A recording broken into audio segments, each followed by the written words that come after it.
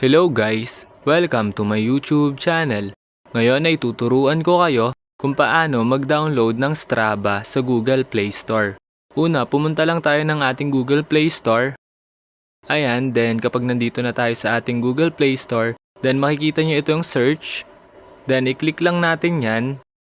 Then kapag na-click na natin, makikita naman natin sa upper part yung search bar which is eto. Then kapag nakita na natin, i-click lang natin yan. Then kapag na-click na natin, then i-type lang natin dito yung Strava. Ayan, type lang natin Strava. Then kapag na-type na natin, then search.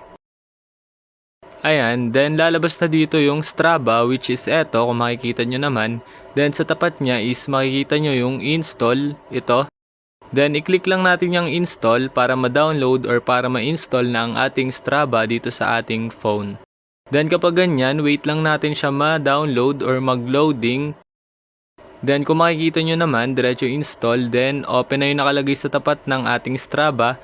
Ibig sabihin, na-download or na-install na natin ang ating Strava dito sa ating phone. So ayun lang guys, ganun lang na mga dali mag-download ng Strava. Ayun lang, thanks for watching. Subscribe for more videos like this. Thank you!